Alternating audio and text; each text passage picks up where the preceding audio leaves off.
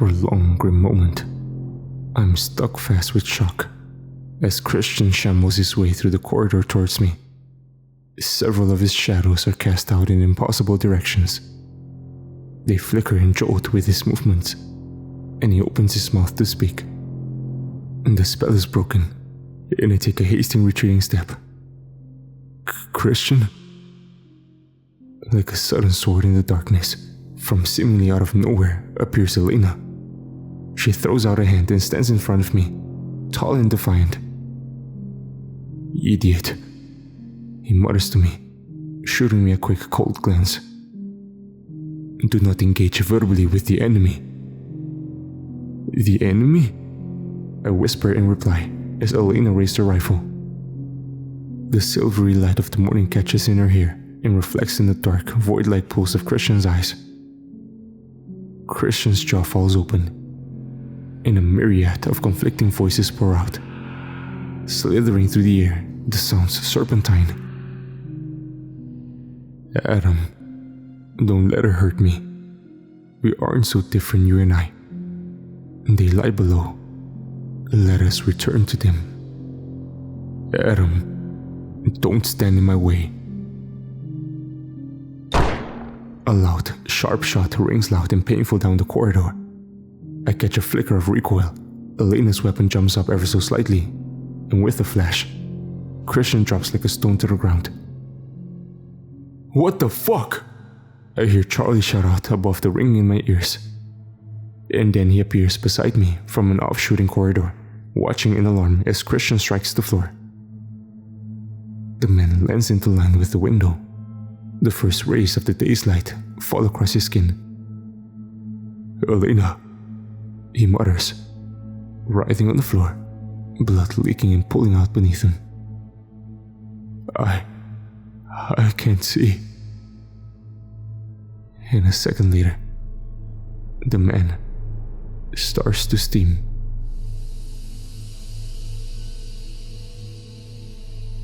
The process takes literally seconds. 1 minute he is there, whole, and the next, his mass begins to drift away in the form of thick, dark smoke. It sticks to the walls like tar and condenses on the ceiling, and all that remains behind is a blackened, charred skeleton. Ash, blood, and a thick, viscous semi-liquid connecting it all with unsightly strands of inhuman gristle. We stand there, in horrified silence, Charlie and I, and besides us Elena, like a statue. The ringing echoes in my ears, and I turn to her, to this mystery that shot down the demon, and I notice that she has started trembling, ever so slightly, almost imperceptibly, but she shivers nonetheless. She swivels on the spot and marches away, shoving me to the side as she does so, and I catch the briefest glimpse of tears streaming down the sides of her cheeks. She disappears around the corner, leaving the Englishman and I in the corridor, alone with Christian's remains. Charlie retches. Then he turns away. I'm sorry, mate, he murmurs under his breath. Then he passes me by. We'll deal with this later, Adam, he says bitterly. Just go to bed. Get some sleep. Get some sleep, he says, as I try and fail to comprehend this horror. Christian, is that it? Is he dead? Just like that? Unless... Charlie! I shout out, turning to look the way he went. That was a copy, right? A demon clone or whatever. Tell me that thing was Christian's copy. That wasn't Christian, right? But Charlie does not reply, and I do not go after him. I look for one final time that morning at the smoldering remains in the corridor center. And then, with a grunt of frustrated anguish, I pass it by, carefully sidestepping and walk into my room. Don't think about it. Just do as Charlie said. Get some sleep. Rest. Recuperate. Sleep, Adam. And somehow, I do. I crash into bed, and the dreams and nightmares blur sickeningly with my reality. They are disjointed and chaotic, and in my head I hear them speak to me. The demons, begging and pleading with me to allow them entry to the outpost. And amongst their voices is Christians.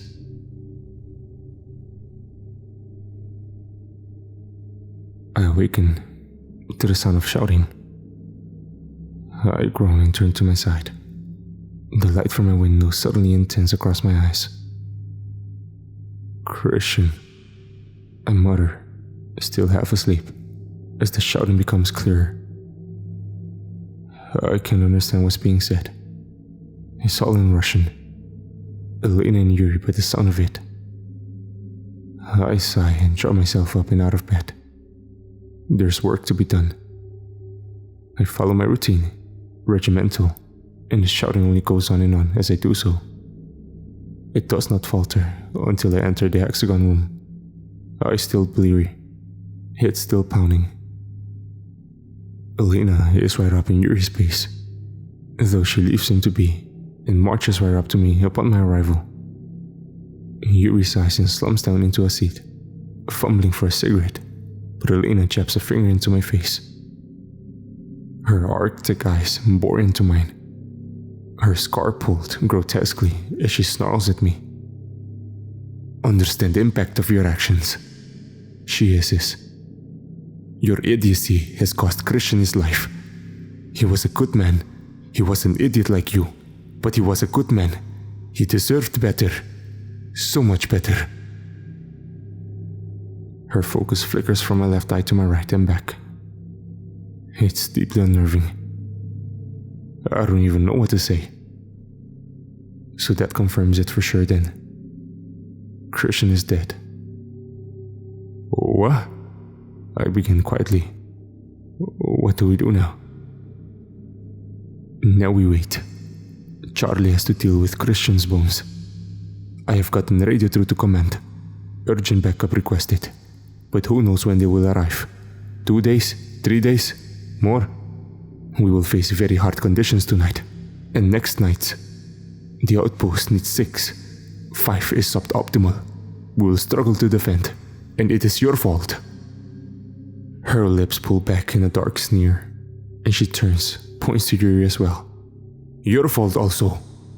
Then she shouts out a string of obscenities in Russian. Yuri doesn't even look over. He just lights up his cig and takes a drag. Elena raises her hand, and I flinch. But she only points it behind me, back down the corridor. Now we wait. Charlie has dealt with Christian bones. Go relieve April from her tower. That is where you will be stationed today. April will fill you in on what to do. Small tip. Don't get drunk and fuck it up. She shakes her head. American yet. And then she simply strides away, leaving me to wallow in my guilt. I run a hand through my hair, as gently snowflakes fall beyond the glass, flittering down into the rocky gorge beyond. You good, Yuri? I ask the man. He stares out the window. He makes no noise or gesture in response, and I let out a sigh. Guess I better go take over from April then. She sure missed quite the night. I head through the complex and past the site of Christian's demise. I pause there for a moment. The floor is stained, and there are residual marks and splatters of inky-like substance in the window's frames and in the ceiling's corners. But it looks like Charlie cleaned the bulk of the mess himself. I swallow. I'm sorry, man, I murmur into the dreadful silence. I'm so sorry. Then I turn away and continue down the corridor. The exit that would lead me to the courtyard and the tower beyond is just ahead. But as I approach the complex's rough center, a voice calls out to me. Charlie's. Hey, he says, and I stop, turning to the voice's source. Yeah? He peers at me from around the doorway. There is no mischievous grin this time. No foolish shaking of a vodka bottle. Just exhausted, bloodshot eyes. A grim face. He gestures for me to come over, and I do so, following him into the room. He nods down to the ground by our feet. I don't know what this room is used for. Wooden flooring, a low stage. There are some chairs stacked up by the walls. Could be a meeting hall of some sort. But all that's irrelevant, as the object of interest is quite obvious. In the middle of the room is an ugly, roughly human-sized hole in the ground. The boards and planks have been torn up and ripped. The floor around it is covered in scratches, and rock and concrete have been cracked and chipped below. Some granules of the stuffs have been scattered about the floor. What the hell happened here? I ask, murmuring. Charlie gestures to the hole. Some cunt's been in here, trying to get down. He crouches and runs a hand over the splintered wood, the claw marks by the looks of them. He turns to me. The demon was in here, and I decided that this was a good place to start digging. It doesn't look like it got very far. The hole is noticeable, but it hasn't gotten that deep, to be honest. Maybe about 4 feet or so. I sigh and rub my forehead. Charlie, just tell it to me straight, man. What else do I need to know about this place? No secrets, no hiding stuff. Just tell me. He stands up and brushes the dust from his knees.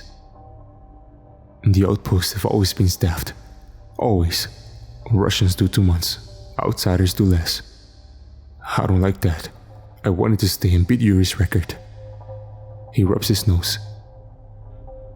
Elena? I don't know. She never talks. Yuri might know more, but I swear she's been here for years. I don't know why. Can't imagine why someone would want to live in a shithole like this. Maybe she's been ordered to stay. Punishment for something. Maybe for whatever got her that scar. I don't know. He shrugs. He kicks some of the dust across the floor. Demons. We fight demons. I'm not convinced that's what they are, to tell the truth. But since religious stuff seems to work against them, it's a good guess as any. But not all religious stuff, right? Christian. I pause as I mention his name, involuntarily. Christian told me about a guy who was here before us. Sick, I think. Didn't believe in any of it. He said that the demons were different. Yeah, that's right. I wasn't here for it, obviously, but I've heard of the incident. Don't know what happened to the guy in the end. He just vanished. But the demons... Christian said that when the sick was on duty, the demons often took forms of shapes. Shapes? Spheres, cubes, cones, weird shit like that. He said they all shared a vision of an endless rain of coins across the mountains, that the outpost was smothered in it, drowned in metal. And then the next thing they knew, the vision passed. Who was this? Christian was there with Elena and 4 others. No clue who they might have been. Similar group to ourselves, I should think. I shake my head. I still don't get it. Why only 6? Why 6 people? It's like the basis of a ritual or something. A ritual? I don't know, mate. Just a guess. I sigh. I don't think it's anything like that. I think that it's more to do with the fact that we don't want to broadcast our location. Too many warm bodies in the water. Don't want to broadcast our location? I laugh, dryly. The outpost has a tower. Have you seen the gun on the roof of the building? Charlie shakes his head. I don't mean it like that. The demons don't care about any of that shit. It's us that interest them. The humans, with our human fears and thoughts. They think that they can use us. they can use us to get inside the outpost. To get inside the outpost, I echo. And why in God's name would they want to get in here? Charlie shrugs again. Well, that's the question, ain't it? He glances to his watch. You're on tower duty tonight, right? I nod. He nods in return. You'd better get off there then, before Elena gives you a bollocking. But first, take a look at this. A little clue for a burning question. He gestures to the hole. Take a look down there. I glance down to it. There's nothing there, Charlie. It's not even that deep. He shakes his head, interrupts me. No, and get right down and press your face against the concrete. There's a tiny little keyhole-sized crack in the rock beneath it. Really look.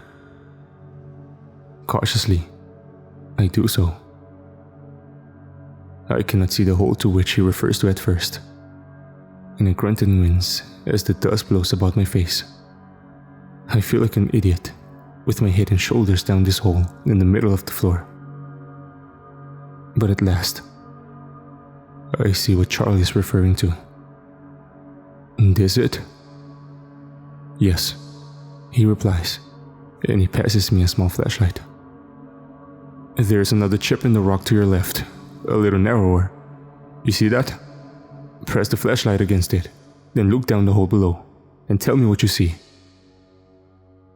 I take the light from him and do as he says, closing one eye and pressing the other up close to the little crack. The glow is feeble, and it takes my vision a moment to adjust. But yes, I think I can actually see something. Or the edges of something. Some things, I should say. What the hell are those? I murmur. Beats me, I hear Charlie say. But there's something down there, alright. And I'm guessing that's what the demon wanted. What they all want, perhaps. I squint a little harder. It's difficult to explain what I can see, but I'll try. Way down there in the darkness below me, the faint shimmer from the flashlight through the hole illuminates the very edges of a series of repeated uniform shapes. It's difficult to gauge their size, as I don't know how far down they are. But at a guess, I'd say they were no smaller than myself. The things appear to be stacked in rows. I can only see the very edges of the tops of these things, but they descend down into the murky darkness beneath. What are they, goddammit? What are they? I can't see well enough. I draw back, coughing with a sudden inhalation of dust. Any theories? Charlie shakes his head. Not a clue. We'll ask Elena when she's cooled down a little. I grimace. When she's cooled down? Charlie, I don't know the intricacies of their relationships all that well, but it seems to me that Elena lost a pretty close friend that night. And let's face it, it's largely our fault. Yuri's too sure, but all our faults nonetheless. If you're waiting for it to cool down, you might be waiting a long fucking time. Charlie considers my words. He clenches his teeth and stares off into space, but says nothing further. He looks away and strides off down the corridor, his head down. I think about calling after him, but there's no use really. I just stand back up and continue my little journey. April's waiting for me. Tower duty time, I suppose. I cross the courtyard as flakes of snow drift lazily down to the gravel that crunches beneath my feet. I pass by the ruins of the water tower and head for the tower still standing, the one at the very edge of the cliff, looking out far across the mountains. I'm still yet to actually step foot inside it. I clamber up some concrete steps and slide my way through the tower's door. Rule 5. I hear in Christian's voice. We must keep a constant presence in the tower. I see in my mind the crinkles of his eyes as he smiles, and I grimace, blurring the image away. The interior is dark and gloomy. I'd have expected nothing less. But my eyes are instantly drawn to the great framed painting hung on the wall opposite. It has been painted in shades of brown, of grey, of white, and of gold. It depicts a woman in the midst of a windstorm. Her robes blow up at her shoulders as she stared fiercely out at something unseen, just above the painter's point of view. She has in her hand a shining silver cross, and she stands defiant as the snow is whipped about her being. I glance down to the little plaque nailed into the varnished wood at the painting's base. There is a small line of text in Cyrillic, but her name is given as Olga of the Rus, Olga of Kiev.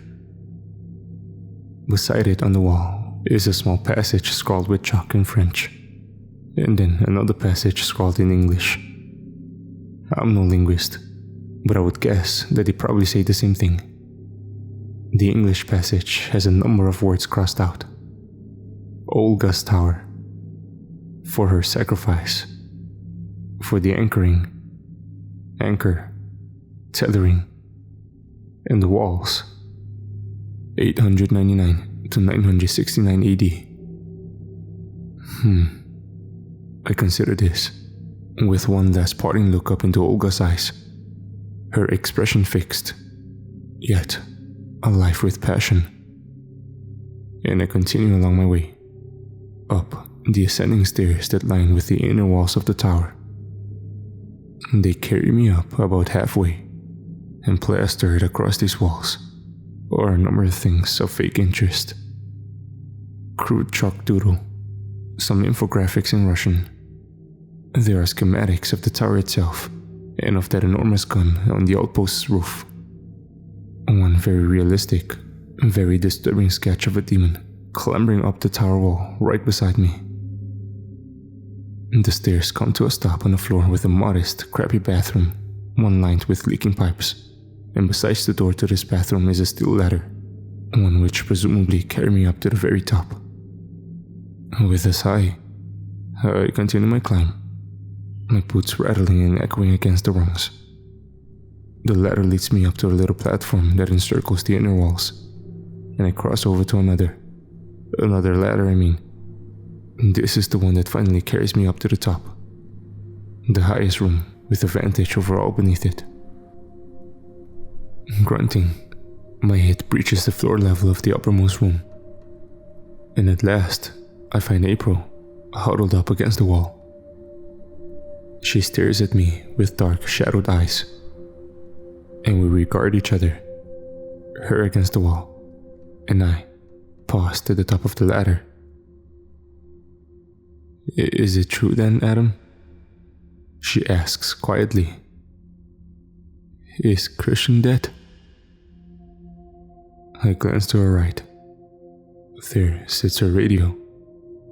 A little light on the side flickers in and out of focus. I guess she got it working, to a degree.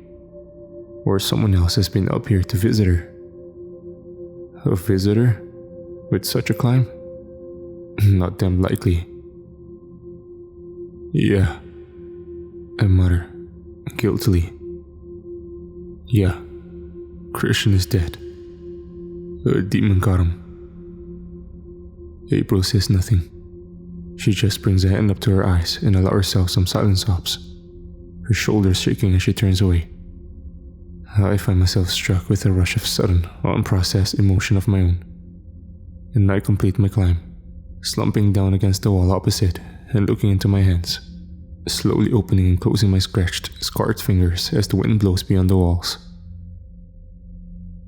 "How did it happen?" April asks me after a while. I sigh and rub my hands across my face, inadvertently smearing myself with the grime from the ladder as I do so. "I don't know really. He was possessed.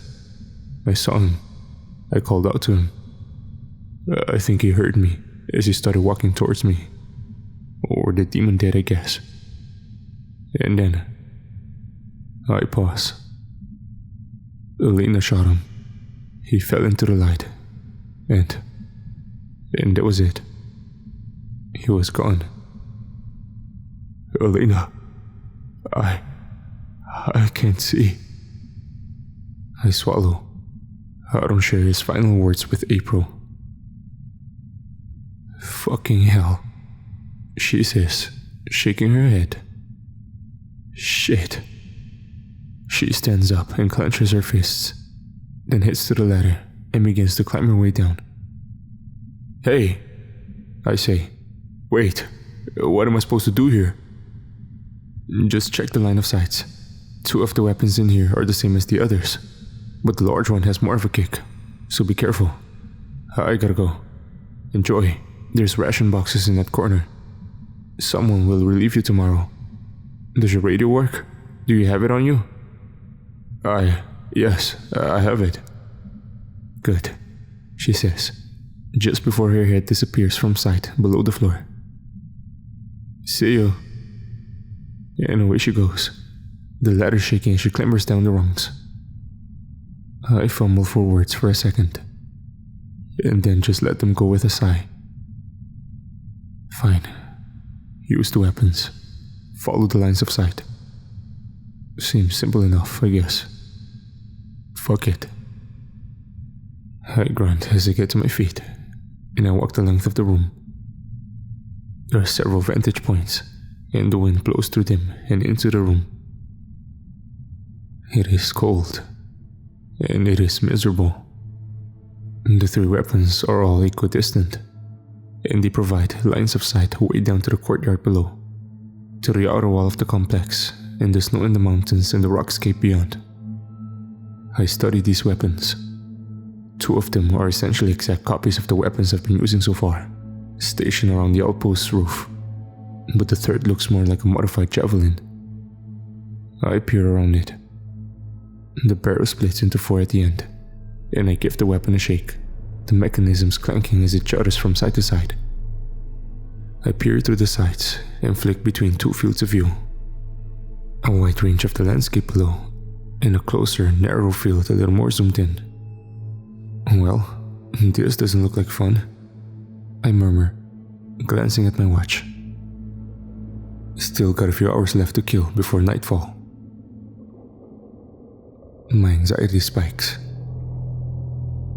Nightfall. The living nightmare. And we are a man down. Memories of the previous night flash to my head, considered in the cold light of the day. I see myself, lips cracked and bleeding, eyes wide and burnt with streaks of weapon flash as the demons scramble up the walls. I see Yuri tumbling over the edge. I feel a second-hand strain across my upper body, and I see Christian crashing down to the floor and bursting into billowing smoke. I close my eyes and just take a moment to recover. Calm down. No more deaths. No more. Just focus.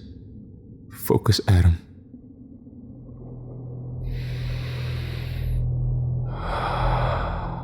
I take a deep breath of cold mountain air. All right.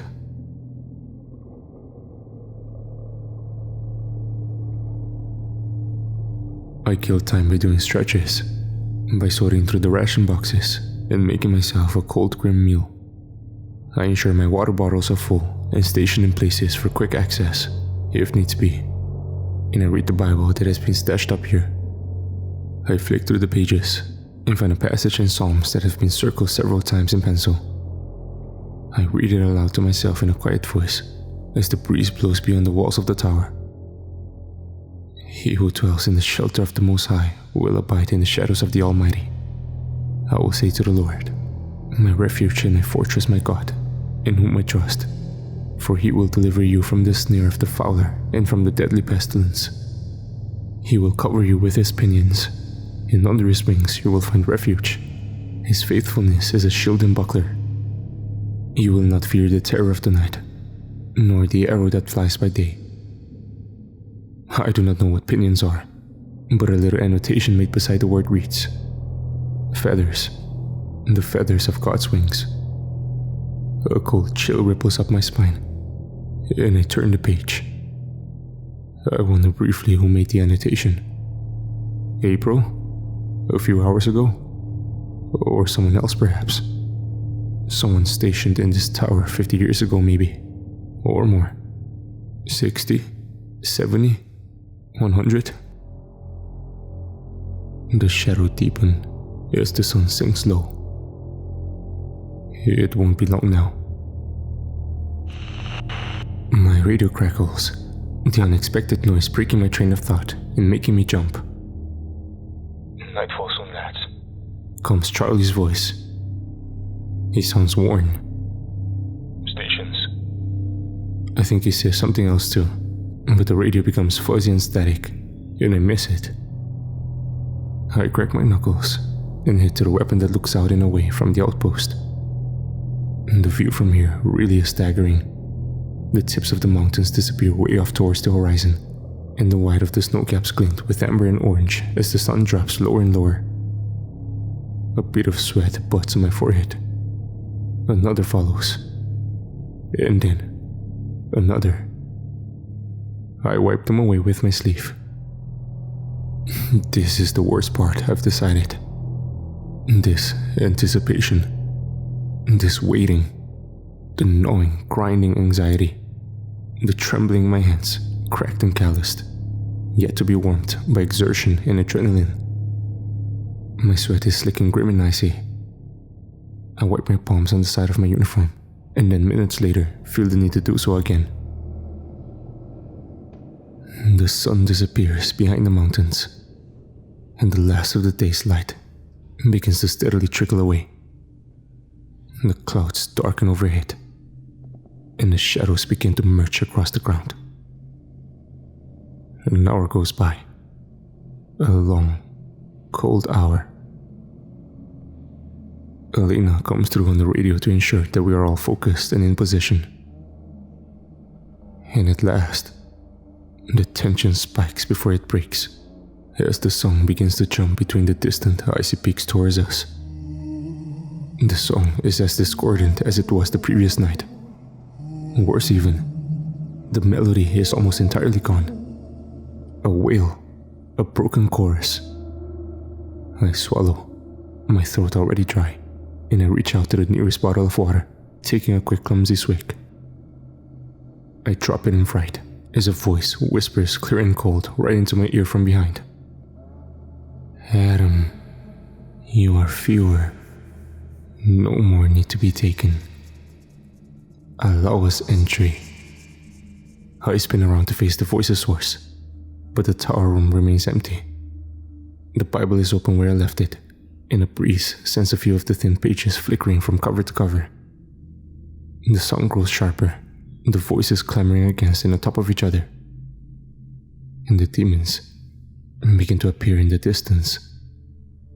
Dozens of them, dark, shadowy shapes rippling and scrambling through the cracks and crevices in the mountains towards the outpost.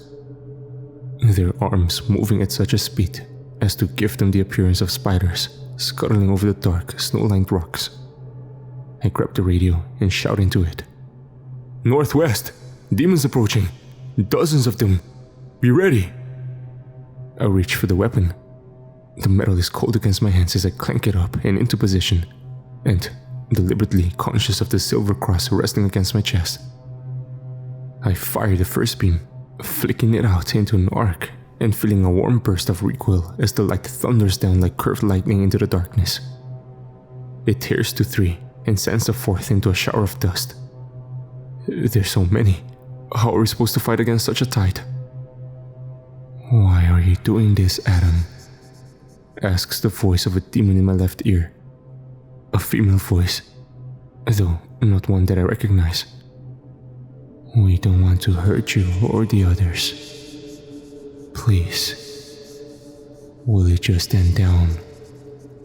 No, I mutter through clenched teeth, my voice grim in its defiance. And, in that very instant, the demons in the mountains below me promptly changed direction. All of them. Where once they were set to stream right past towards the outpost proper, they have now diverted their routes instead. To me. To the tower.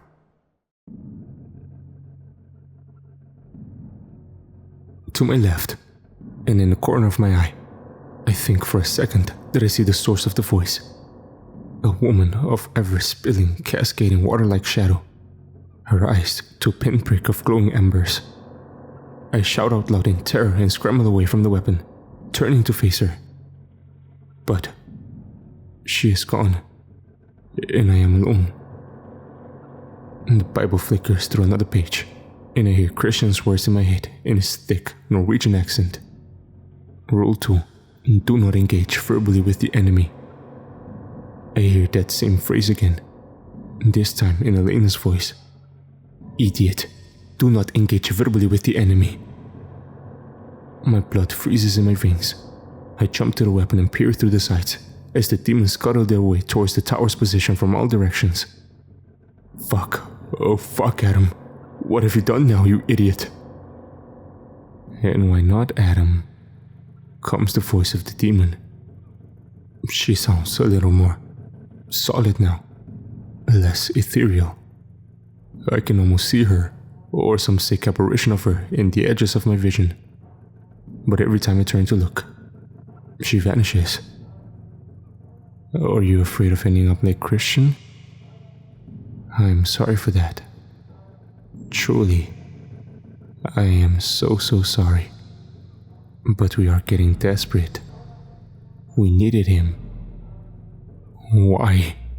I want to ask that, but I bite my damn tongue and turn away, returning to the weapon and firing beam-like blasts out into the icy darkness below. The courtyard and the outpost itself are illuminated with firework-like flames as my comrades face their own battles. I stretch and reach out a hand for my radio, shouting into it again, ignoring the whispers in my ear. More firepower on the tower side of the outpost. Urgent! I shout as the erratic device crackles and fizzles. I'm not cut out for this, clearly. Maybe Elena was right. I just can't seem to stop fucking up at every opportunity. I clench my jaw and murmur the Bible verse as I send out a screaming blast of weaponized light, my hands tight on the machinery. My refuge and my fortress. I see myself in the top of the tower, a beacon in the darkness, as the froth and surge of the demons below grow stronger and stronger. My God in whom I trust. Please, God, whatever, wherever you are, just save us from the darkness. My eyes widen and my eyebrows furrow with a burst of brutal, fiery determination. A sudden surge through my shoulders and down my spine. For he will deliver me from the snare of the fowler and the deadly pestilence. I will not fear the terror of the night, nor the arrow that flies by day. I cast away the demon that slithers around the tower, and my hair is blown back from my face as the light spirals down and around across the courtyard and the rocky drops of the mountains. The demons are burst into clattering, smoking bones as their cries of anguish becomes one with taunting and harmonious song across the range. The battle goes on and on it goes as the night stretches out and away. And the demons just keep coming. The endless, shadowy spiders far below. The lights flash in a man-made storm. The snow falls. I take to the third weapon, the larger piece with the split barrel, and with a chatter through my bones and a rumble through the walls, I watch as 4 glass-like spheres of intensely glowing light are released from the end.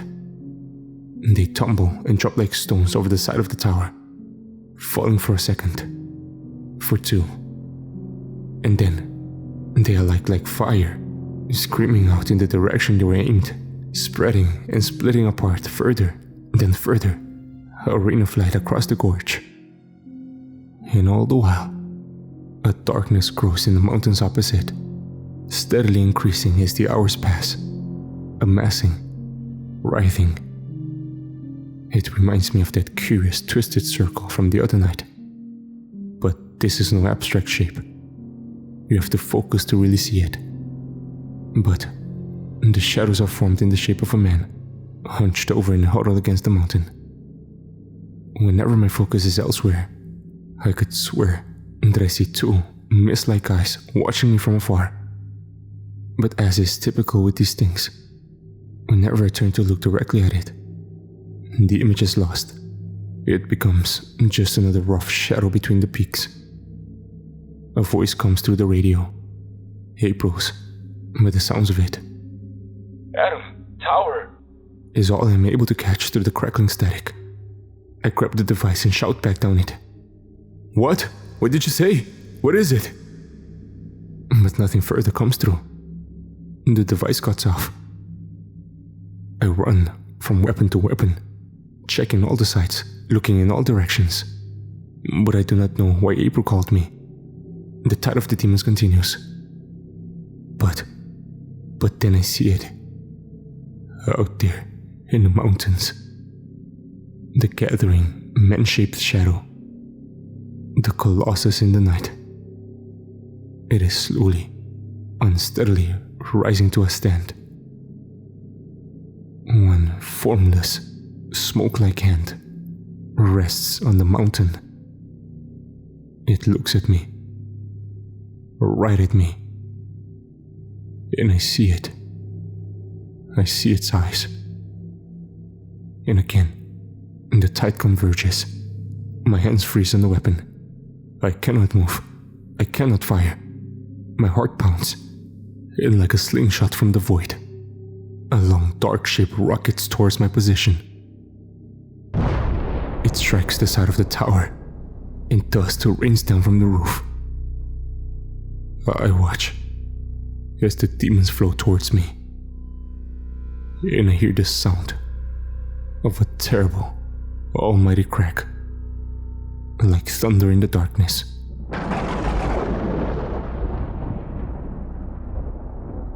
I regain control of my senses and grab a hold of the modified javelin, aiming the heavy weapon out into the night.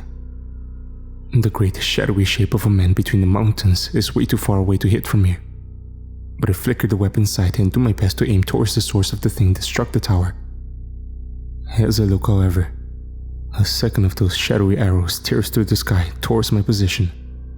I flinch, and quick as flash it strikes the tower in more or less the same place, just up and over to my left. Brick and mortar is sent raining down with clouds of dust and smoke blasting out into the snow. Returning to the weapon with a grimace, I take quick aim and fire. Those 4 burning glass-like balls bursting out from the barrel, tumbling down for a second, for 2, and then shooting up and towards the target, splitting into further projectiles as they rain that dazzling light out into the gorge. But this rain is too little and too late. There is a second thunder-like boom and the floor shakes. I release the weapon in alarm and push myself across the floor to the tower's opposite side, as an enormous section of the wall and roof simply breaks away. It collapses with a juddering thud, and then falls slowly to the courtyard below with an almighty crash and rumble. The wind billows with renewed power into the room, and it chills me to the bone. Snow too is blown in great swaths as I consider abandoning my post. Rule 5. Keep a constant presence in the tower. Fuck. I scramble through the dust and debris to the weapon on the far side, only to realize that it has been lost. Where the weapon was once fixed is now only bare cracked stone. I grab the ledge and look down over the edge, and I catch a glimpse of the mechanism smashed to parts and pieces on the snow-swept ground far below. I lift my gaze and watch in horror as the demons begin clambering their way over the outpost's surrounding walls. Some of them seem to struggle with this, despite the fact that the wall is only waist high. Some of the demons visibly diminish in size and form as they pass over, but as more and more of these creatures breach the wall, the easier it becomes for their fellows to follow. They follow the paths made by the trailblazers, opting to cross the wall in narrow streams before spreading out again once they're inside the courtyard. I catch sight of movement on the outpost roof in the shadows. Either Elena or April has relocated, and new beams of light are sent blasting down to the ground. The light tears through the stream of demons, but there are simply too many. There are just too many. I grit my teeth and grab a hold of the javelin, bringing it round with a mechanical crunch and firing a new burst of the 4 projectiles directly down into the courtyard. The air alights with fire and the sparkle like rain pours down across the shadowy spread below to a chorus of charred and rattling bones. A third of those dark arrow-like shadows streaks through the darkness and hammers into the side of the tower. And this one hits the surest. The entire structure seems to waver as a section of rock and brick is blown the hell to pieces. And another corner of the wall simply drops down and away, exposing the upper floor almost entirely to the natural force of the elements. The wind whips back my hair and makes my eyes water as I grab a hold of the smaller of the weapons, firing off furious further blasts to the source of these new attacks. The demons clamber up the mountainside. They spill over the wall. I watch with desperate anguish as they begin to throw themselves against the outpost. Rows of them are evaporated in the beams of the weapons, but there are always more. Always. The endless, ceaseless horde. There is another rumble. Into my utter dismay, the section of floor I'm standing on simply collapses. My stomach lurches as I am dropped. Stone clatters all around me, and the weapon tumbles forward and over the edge. I swivel on the spot as I slip and stumble, reaching onto something, for anything to grab. But my hands catch nothing but air, and down I go, over the edge. I shout out loud in panic, throwing out my hand in one last desperate attempt. My fingers scratch down the flooring and I am unable to get a grip. However, it slows my descent just enough for me to bring up my other hand, and I manage to grab instead a ruined section of a wall a little further down the tower. I fell maybe 7 or so feet from a position, muscles painfully pulled taut as the brick and stone and the weapon continue their downwards trajectory, smashing to pieces on the cold hard ground far below. My feet kick in the air for a moment as I hang there precariously. Then they find a section of broken stone, and I'm able to perch. I carefully release my grip to assess my current situation. I stand on a section of ruined tower. There is just enough space for my feet. There is not enough space for me to sit down, however. I look around. There is a hole in the tower's wall just big enough for me to put my hand in, as a kind of hold for me to support myself. But there is nothing else. There is nothing for me to grab onto, and nowhere for me to climb. No way back into the tower, no way back up, and no way down. I'm stuck here, weaponless, and alone. The wind roars past my position, and I lean back against the brick, jaw clenched, as I feel a smattering of loose rubble get brushed past my feet and sent tumbling over the edge. Shit. All I can do is watch as the demons rush through the courtyard, and the beams of light tear between them as clattering bones are sent bursting out in clouds of smoke, and as the creatures continue their relentless assault of the outpost, slamming against the doors, against the windows, against the concrete. I can only catch glimpses in the erratic flashing light, but I swear I can see modest cracks beginning to form, and the demons see this too. As soon as the first faint crack appears in the concrete, this becomes their new target. The tide of demons grow larger and larger, swelling and rolling like waves. I turn my head to the side, squinting into the screaming wind, watching as the enormous man made of shadow in the mountains closes his mist-like silvery eyes. He crouches down and is lost to the shadows, his form returning to the darkness between the peaks and the billowing snow clouds. "Oh, what are you?" I whisper into the night. And in my ear comes a response. "I am the spirit of my people. Ask yourself why you are forbidden to converse with us. They are afraid that you will come to understand, to lay down your arms. Adam, we must be allowed entry into the outpost. We are close now. We have been close before, and unless this is the final attempt, the cycle of blood will continue. I seek only what is mine, Adam. For a moment, a long, cold moment, the song in the air is lifted from its chaos into a beautiful yet haunting melody.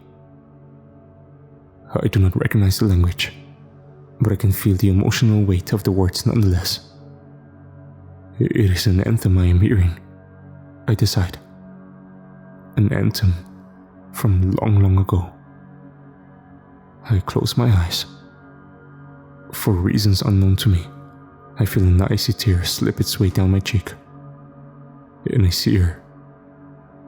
A vision in my mind's eye. The woman from the painting, come alive in swirling smoke-like mists of gold and silver and black and white. I cannot see her face, as it is obstructed by snow and fog and ash.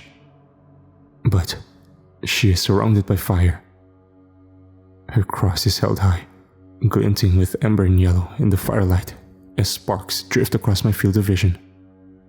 She stands on a rocky hill above a clamoring, horizonless crowd. I hear screams. I see hands reaching out for her, scrabbling and scratching through the stone as the smoke thickens darkly in the air. I hear the sound of thunder, the flashing of lightning, and the cracking and crumbling of rock. And as Olga and the Russ turns to face me, the vision is lost. I find myself stumbling. The air rushes past my face as I begin my fall. The dark swell of the demons beneath me draws closer. The rope knocks past my shoulder. Rope! I swivel as I fall, twisting around and grabbing desperate hold of the rope from the heavens. My entire body weight held in its proverbial arms as it tightens, and I shout out loud in pain as I am carried back to the tower, striking my side against its brickwork hard. But I am alive.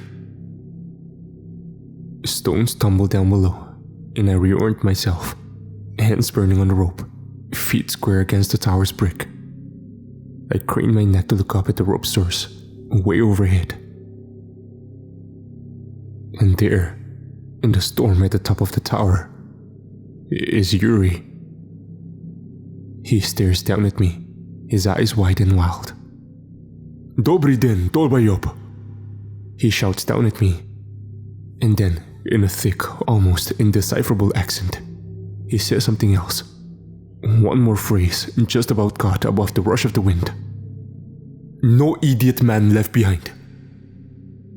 And with this, he starts to pull on the rope, hauling it up, one hand over the other. Shocked back into life at the sound of clattering bones way below, I try my best to help, to ascend back to the perch, then to clamber back up, using the rope to hold my weight as I do so. After several long, exhausting minutes, Yuri is able to reach out and grab the back of my jacket, and he hauls me onto the uppermost level of the tower. We collapse onto the remains of snow-streaked, rubble-ridden floor, catching our breaths as the lights flash and the demons wail. How the fuck? He snorts and spits, getting back up to his feet and looking down over the edge, examining the nightmare way below. Tower explode. I see. Abandoned post to save idiot. He sighs and shakes his head. Ruin. Polny pistiec. Rule 1. We fail. We fail. I look around desperately. There are no weapons up here anymore. Most of the Bibles jumbled off in the explosions, though a couple still remain. A quick glance over the edge shows us that the courtyard has essentially vanished, disappeared beneath a black and shadowy tide. There is no way back to the outpost for us now. We are an island in a dark and swirling sea, trapped. The attention of the demons has diverted from the tower, however. Their focus is bent wholeheartedly on breaching the building. "What the hell are we going to do, Yuri?" I ask him, but the man does not reply. So with a grunt, I stand up alongside him, and we watch as the demons battle the beams and the clouds drift and crackle overhead. The shadows and the lights clash with flurries of sparks and geysers of smoke. The silhouette of a woman on the outpost roof glimmers in and out of focus. Elena, it must be. But the night plows on. The outpost, to my utter amazement, holds for the bulk of it. It holds against this furious tide. But 20 or so minutes before the sunrise, the walls finally break. A section of concrete surrounding the thick doorframe breaks through, and as the dust pours out, the demons pour in, scrabbling and heaving over each other as they flow through the gap in the wall, dozens upon dozens all dragging themselves inside, arms and legs blurred into the dark. The others continue to fight. Elena, Charlie, and April. The weaponized light is temporarily paused as they presumably move to barricade up the routes onto the roof. And then they resume, energy renewed, swords of gold in the wintry gloom, whistling, burning beams, and the growing mass of charred, blackened bones. Hang in there, guys. I will to them, clenching my fists. Hang in there. They hold the line as best as they can, all light now focused on the gap in the wall. The battle rages. Then, at long last, the shadows start to peel back, and the sun rises. The snow and the wind ease off, and the natural light of the day is gradually returned to the world. The sun quickly tapers off to be lost on the breeze, and the last of the demons tear across the ruined courtyard to the gap in the wall, smoking and steaming as they do so. Some of them are slowed, as if stuck and entrapped, and they melt away into oblivion.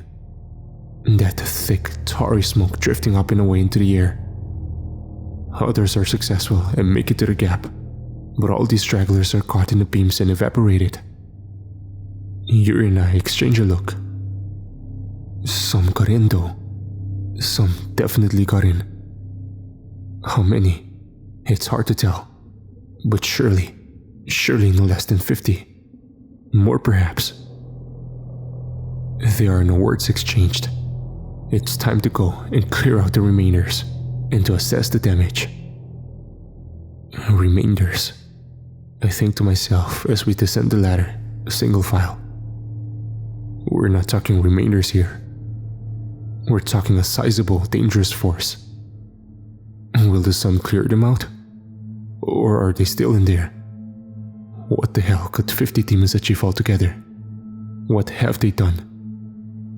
My anxiety spikes with every step of the journey as we reach the floor of the tower with that crappy, pipe-leaking bathroom, as we descend the second ladder, as we make our way back down the stairs, around and around, as we pass by the painting of Olga of Kiev, Olga of the Rus.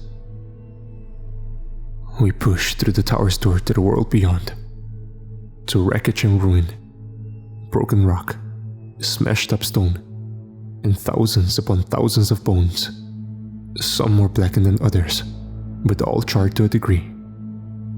They come up almost to our knees, these bones, and they rattle and clatter as we try to kick and shove them aside.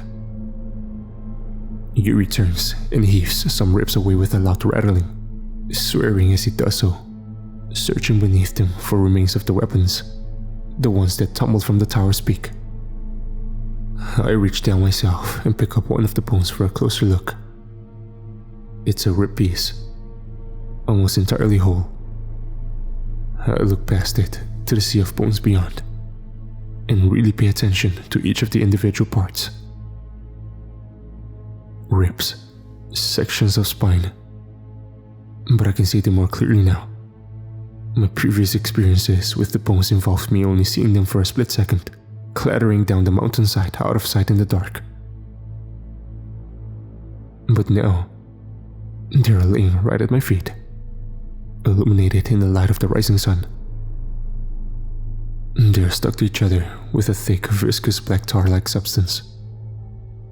But they are quite obviously human, I realize. Human-shaped and sized at the least. There are broken hip bones, Pieces of arm and leg. An almost complete arm and a hand, still loosely connected with that disgusting tar, rests on a charred, cracked, and decidedly human skull right by my foot. I swallow, my mouth dry, my lips peeling from the icy wind. I look over to Yuri, and the man stands back up with armfuls of broken machinery. The bulk of one of the weapons from the top of the tower. Or, to be more accurate, its remains.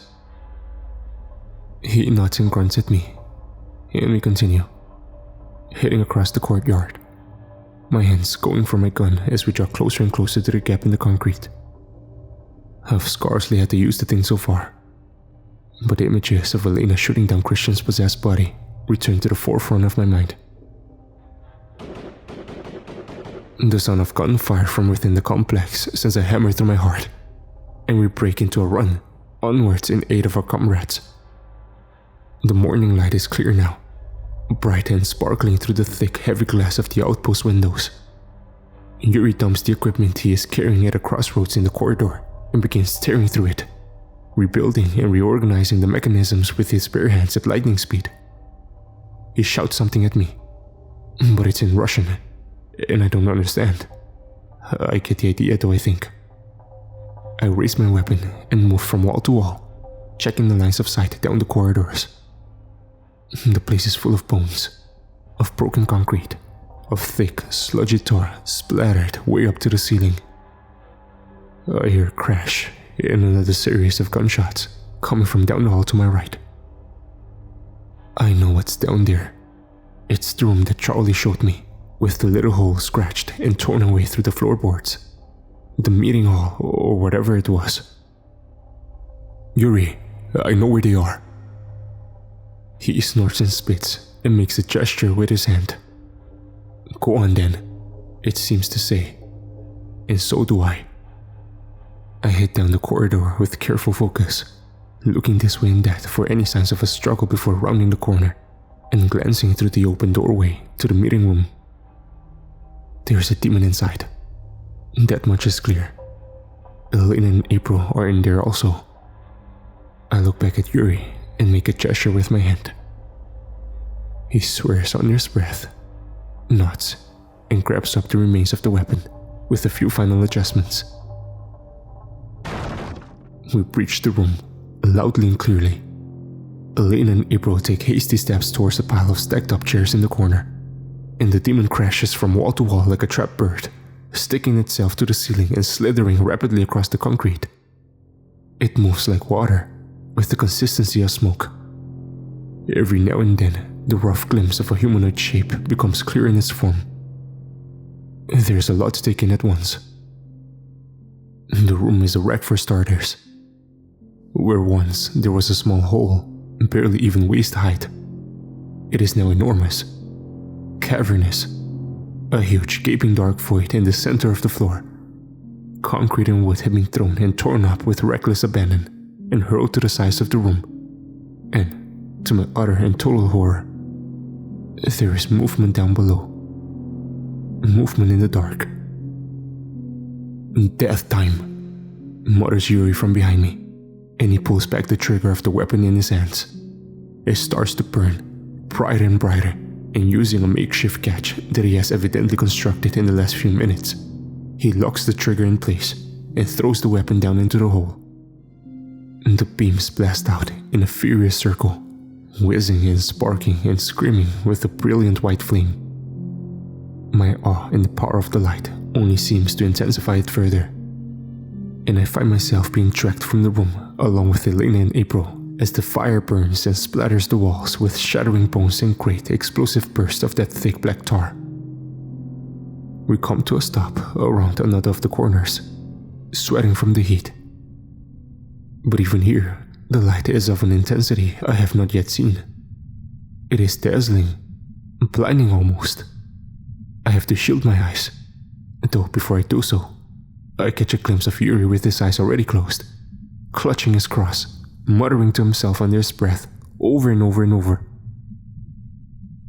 The screaming of the demons grow louder and louder, the smashing, clattering bones like a constant heavy rain. But after a while, these sounds all start to die down. The light fades. The screeching of the demons grow weaker and weaker. Until at last, it falls completely silent. Just us four, breathing heavily in this battered, bruised corridor of the complex. Christ! April murmurs after a beat, her chest rising and falling as she looks between us. Elena swallows, sweat budding on her forehead, and she leads the way, returning to the room with her back straight and weapon raised. But the room is empty now. There is no sign of life at all, or whatever imitation of life it is that these demons boast. The hall is covered in that disgusting tar, and bones litter the floor. The great deep hole in the room center is dark with the splatter remains, but there is no movement. Footsteps behind us bid us all swivel at once, though it's only Charlie. I am relieved to see that he appears himself. His eyes are as they should be, and he nods at us grimly as he approaches. We didn't do so well last night, did we? He asks rhetorically. He claps me on the shoulder. Good to see you're alright though, mate. I was worried about you, seeing that tower come down. Yeah, I reply, uneasily, still shaken. Yeah, Yuri, well, I fell off after one of the explosions. Yuri was able to haul me back up. Elena's eyes flicker over to him, and she asks him something in Russian.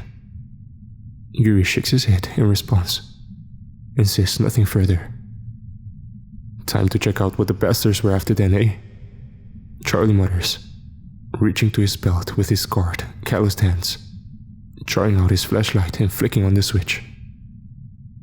Elena clenches her jaw as Charlie angles the light down into the massive hole that the demons have carved into the rock beneath the outpost. Jesus, would you look at that? He mutters. What the? April says, with wide eyes. Yuri raises his eyebrows and reaches for his own flashlight, adding his beam to Charlie's, and we all peer down into the dark. The hole is much deeper now, of course. I crouch down at its edge and squint into the gloom. I can see a little better what I failed to see the other night. The hole opens up in a wide cavern, an enormous hollow cavern, right here beneath the outpost. A cavern filled with rows and rows of still and silent statues. They are all arranged in rows, like some terracotta army. But there are women and children amongst the men. These rows of people made of stone extend away in the darkness on all sides. It's impossible to tell how many there might be. Yuri casts his beam over the only visible wall in the cavern down below. The light illuminates a series of runes carved into the rock. I squint. Beneath the lines of large text, or what appear to be an early form of Cyrillic. Like Russian, but not quite. There's something inherently primitive about it. Yuri mutters under his breath and stares at Elena, wide-eyed. What the hell are those statues? April asks quietly. This is what the demons were trying to reach? Movement in the cavern below sends a tremor of fear through the group like electricity. It all happened so quickly. A human man rises suddenly out of the shadows, his hand on the shoulder of a nearby statue. He stares up at us and screams, spittle flying from a mouth of broken teeth. His clothes are ragged and rope-like, ancient looking really. And he wears a helmet of dull metal, carved with two ram-like horns on either side. He raises a hand in a quick, blurred motion, pointing towards us. No, not at us. At Elena. And I have just enough time to cover my closest ear as Elena promptly raises her weapon. "Wait!" Charlie shouts out. But she does not. A shot rings out loud and clear, and the mysterious man in the cavern below goes down like a rock. Dark blood is sprayed across the wall from the back of his head, and the light is lost as the attention of the flashlight bearers turn to Elena.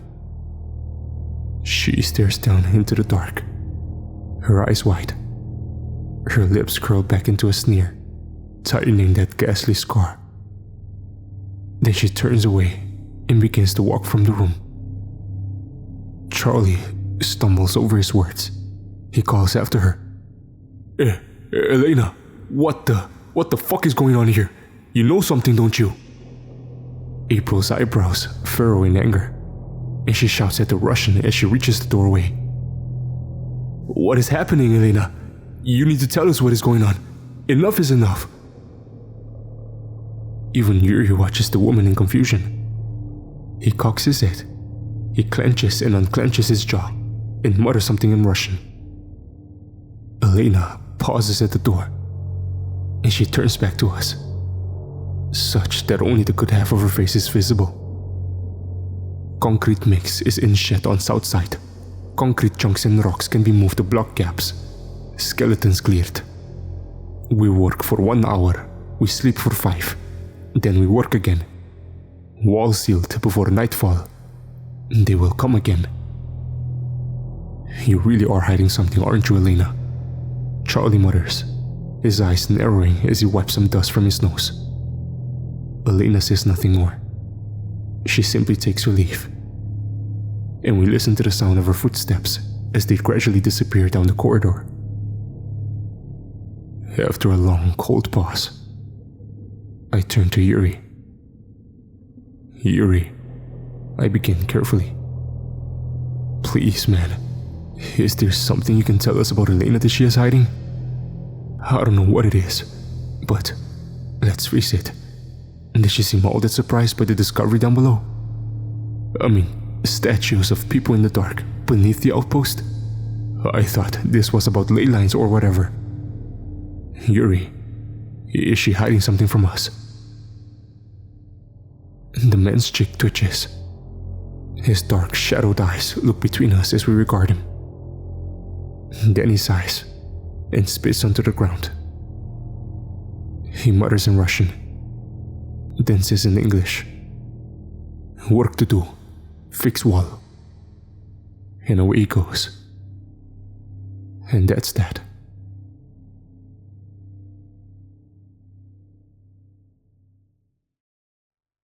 As badly as the questions are now burning, the walls take priority. We spend the next hour in relative contemplative silence. Charlie and I mix rapid setting concrete. April clears the bones and the blood.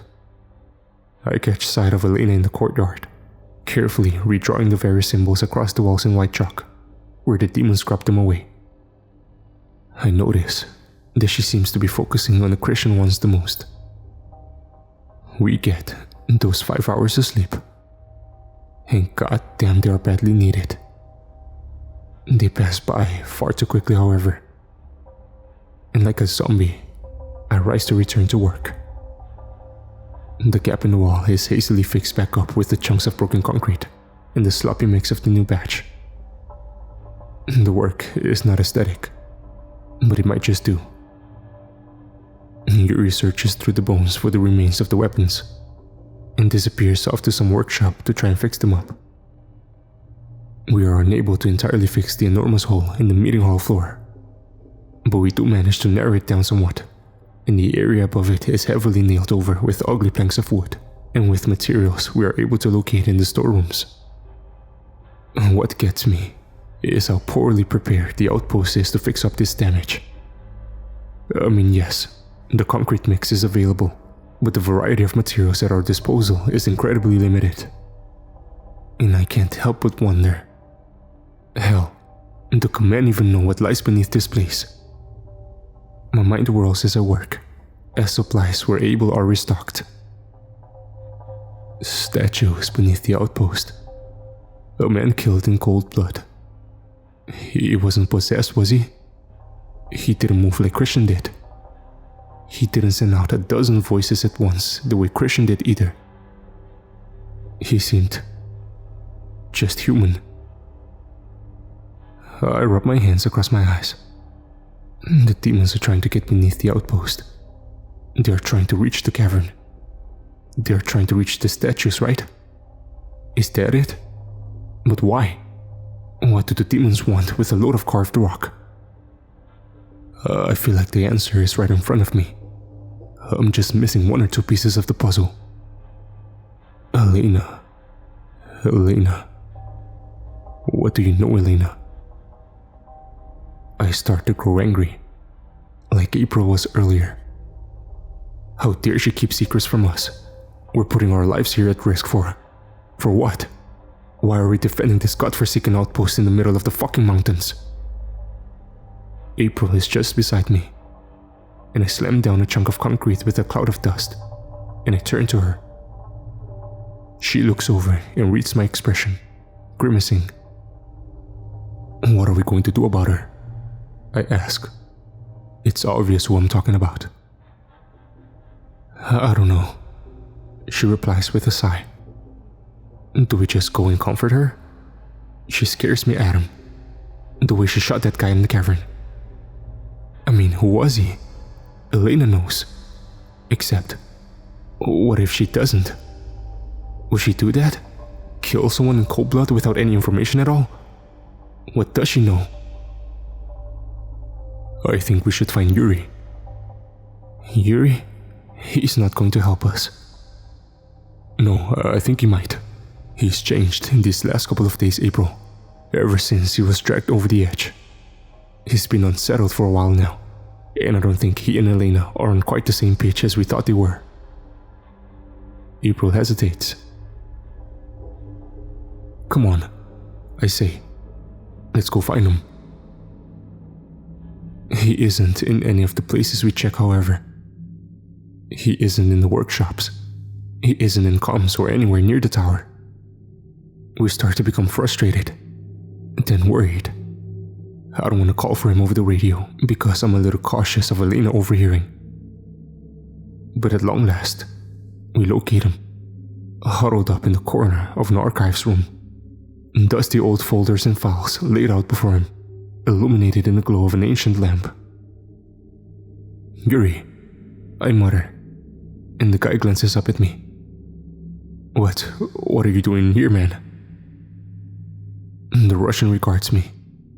His eyes flicker from my face to April's. After a measured pause, he gestures to one of the folders on the ground, kicking it with his foot. I share a glance with April, and reach down to pick it up, thumbing open the cover to reveal a series of photocopies and articles, historical records on Olga of Kiev, the woman in the painting. April murmurs something, and carefully takes the folder from my hands, flicking through. Most of the content is in Russian, but some appears to be in English. Yuri, I begin, cautiously. You don't know, do you? You don't know what Elena's hiding from us. The man considers me, and then shakes his head. A pipe hisses softly overhead, and the light flickers. There was writing on the wall in the cavern, in Russian. There was some in another language too. It looked a little like runes. But the Russian, were you able to read it? He shrugs and grunts. He drops the file in his hands onto the desk with a thud. Old, he says simply. Very big old. A long time. Sealed away, they said. Locked away. And what? He runs his tongue over his teeth. Drivlian. Drivlian? Yuri nods. I don't understand. What does that mean in English? Devil? Demon? He shakes his head. Means nothing. Is same in English as Russian. Drevlian is word. Drevlian. I run the word through my head. But it means nothing to me. April suddenly reaches out a hand, and she grabs me by the arm. I jolt in surprise and turns to look at her. But the woman is staring intently down at the page. Her eyes wide. Adam? She mutters. You gotta read this. There's something here that... She is interrupted by a crackling on the radio. That? Comes Charlie's voice, grainy and far away. I think you might want to make your way to the front door. We have a guest. A guest? Too damned much is happening at once. But the three of us don't need much convincing. We're up at once and marching down the corridors, quickly between the scarred walls of the complex to the gate of the outpost far side. The one I passed through on my very first day here. Yuri mutters to himself in Russian. A guest? I say out loud. Is someone here? Elena only called for backup yesterday morning. There's no way Christian's replacement could be here already, right? She said it would take way longer. Adam, April hisses. I really do need to talk to you. But we reach the gate. Charlie is there, as is Elena. And they part to allow us a view into the courtyard beyond, into the grim, grey haze of the evening. And there, to my utter shock, stands a man I recognize. A man from my base. And a man I'm well familiar with. He stares at me, and I at him.